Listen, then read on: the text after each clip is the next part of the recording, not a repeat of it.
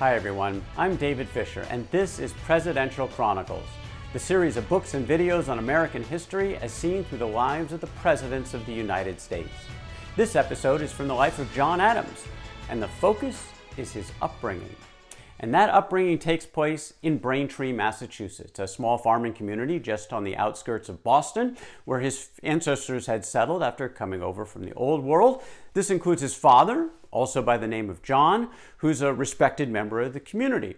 He's a deacon in the Congregational Church. He's been a member of the town council, called a selectman, also a farmer to make ends meet. Again, a respected member of the community. Deacon John, as he was often called, also instilled in his son an ethic, a Puritan ethic from their own both religious and cultural background that had a very lasting impact on John Adams. He had this sort of dual responsibility in this eyes of this Puritan work ethic. The first was to gain a reputation, to do well, to perform good works, and he actually aspired to be recognized for that based on these good works. At the same time, he was prevented almost from pursuing this acclamation that he so desired overtly. In fact, if he was given a choice between doing something to pursue his own reputation versus doing something for the betterment of the community had to win in his decision-making process. Even if it meant no benefit to him or even detrimental to his reputation, he still was compelled by his upbringing, this spirit of hard work and the Puritan work ethic that came from his father, to do good works for the community more so than for himself. Later on, when he becomes a lawyer, he says, "Reputation ought to be the perpetual subject of my thoughts and aim of my behaviors. How shall I gain a reputation? How shall I spread an opinion of myself as a lawyer of distinguished genius, learning, and virtue?" He craved this adulation and yet was very cautious about pursuing it and being seen as someone who was sort of grasping for it as opposed to earning the praise of the community simply through good works. This was hard, and again, this was sort of a big motivator for John Adams' greatness, but also a bit of the bane of his existence, as he always felt he was never going to get his just due, and in many cases, he turned out to be correct. Well, his father, again, had a major influence on him, and his father was very important to have his son have an education. And so at the early age of 15, they start planning for John to go off to college, which is actually just going to be nearby to this place called Harvard, where he enrolls at the age of 16. He passed those entrance exams. He gets in, spent 4 years at Harvard. He's an excellent student, very dedicated to learning, to knowledge, to books, to study. And when he gets out, he has some decisions to make. Now, politics is still very far from the idea of John Adams in the mid-1750s. He's not thinking about that for his own career, but he is having thoughts about government and history, a little bit prescient. He writes a note to a friend, Nathan Webb. This is October of 1855. He says, "If we look into history, we shall find some nations rising from contemptible beginnings and spreading their influence until the whole globe is subjected to their ways. When they have reached the summit of grandeur, some minute and unsuspected cause commonly affects their ruin, and the empire of the world is transferred to some other place." Now, could John Adams be thinking about England and America in the context of these statements? Maybe, even though he would not try to effectuate that change for a couple of decades, but it was early in his thought process. Now, John Adams has a career decision to make. His father wants him to go into the ministry, but he feels it's too dogmatic, and frankly, he would not sit well in that kind of a role. And so he decides to pursue the law.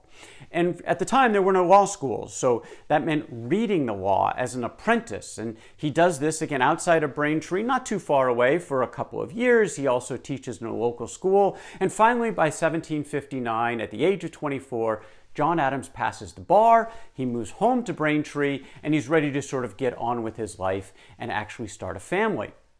Well, there's a couple of things that then intervene. The first is his father passes away. is a string of influenza that raced through Braintree, and his father becomes a victim. Adams is only 26 at the time when his father passes in 1761, and it's a very, very difficult thing for him to process. He says at the time, "My father was an honest man, a lover of his country, and an independent spirit, and the example of that father inspired me with the greatest pride of my life."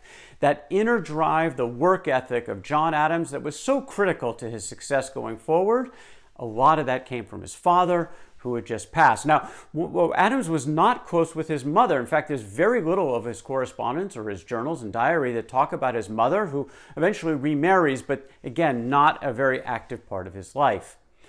There are other women, though, that he is interested in having in his life. As he's ready to settle down, he's starting his career, time to get married, and he sets his sights on the young Hannah Quincy. Hannah Quincy is the first love of his life, and in fact, on one night, he's ready to propose marriage. As the story goes, though, something happens. Friends came over, they were interrupted, and for some reason, John Adams never circles back and actually asks Hannah Quincy for her hand in marriage. In fact, the relationship somewhat just dissolves.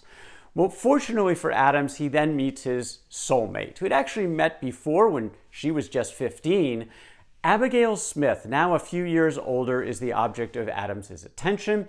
And again, it is a perfect match as they support each other and their compatibility, both intellectually, emotionally. They have the same parenting styles, openness in conversation between John and Abigail Adams throughout their entire lives. They get engaged after a couple of years because Adams wasn't quite ready. He wanted to work a little bit, get some money under his belt, be able to support his new wife and hopefully a family to come. And they get engaged in 1764. Just prior to the wedding, Adams actually gets a smallpox inoculation, which is part of the new science of the day. And he's recovering from this, away from Abigail at the moment, and he writes her a letter while he's recovering. And he says, "But you who have always softened and warmed my heart shall restore my benevolence, as well as my health and tranquility of mind. You shall polish and refine my sentiments of life and manners, banish all the unsocial and ill-natured particles in my composition, and form me to that happy temper that can reconcile a quick discernment with a perfect candor."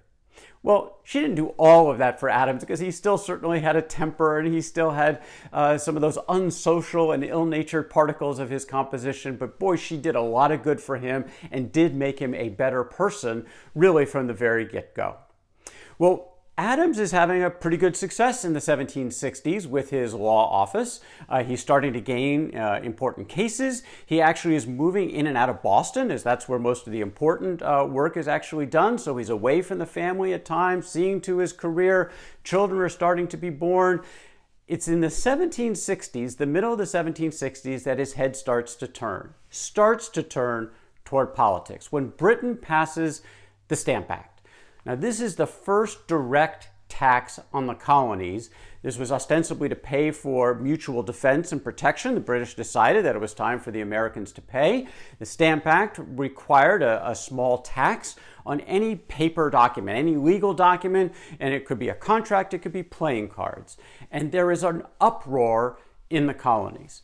Now, John Adams had been a proud Englishman his entire life. In fact, he saw his career progressing through the English court system. But the Stamp Act started to change his mind and his direction. He was not quite the rebel that some of his colleagues and his cousin Sam Adams were at the beginning, but he was starting down that path where after the Stamp Act and the successor acts passed by the British, that he was going to change his ways, change his own life, as he began to lead the birth of his new nation. But that's the story for another day.